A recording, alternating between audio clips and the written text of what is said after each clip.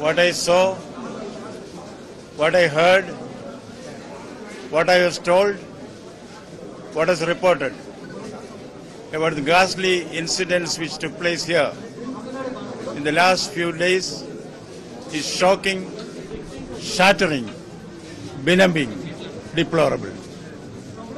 It's a shame for Bengal, shame for India, shame for humanity. If we cannot protect our mothers, our sisters, our daughters, that doesn't speak well for a society. This is the greatest degeneration that we saw all around us in the maintenance of law and order. Human life is tossed around for politicization.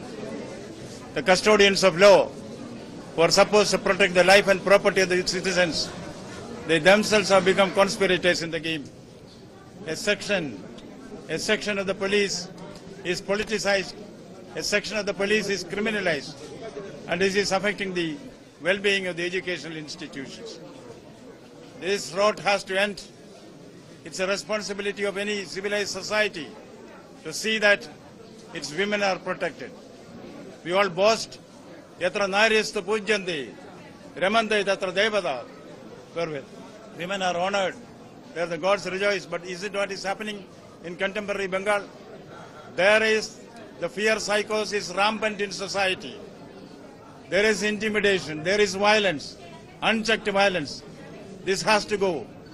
It is a reflection of this rot that has resulted in the cold hands of death snatching away the living, vibrant and dynamic personality of a young lady doctor. The society has to answer for this. Government is responsible for this. The first responsibility lies with the government. All other stakeholders also have to come here. The law has to come in force. What the youngsters are asking is very just. They say, we want justice. They want security. When you go for work, particularly at night, there should be a security that you will be able to return alive. That security is not here in Bengal. This shows the decadence of law and order in Bengali society. Contemporary society in Bengal, contemporary policing in Bengal, not only leaves much room for improvement, it brings shame to the entire humanity that their young girls are not protected.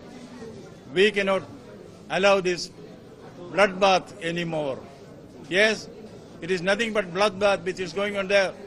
Society has to come together, work together, and see that this kind of atrocities is stemmed in the bud.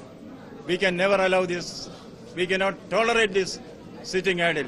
Now, some facts which I would like to present before you. I would request the youngsters, what is their demand? Their demand is very simple. Let them themselves say. See, they are the youngsters. They are the promises of the future. They are the doctors. Let us hear to them.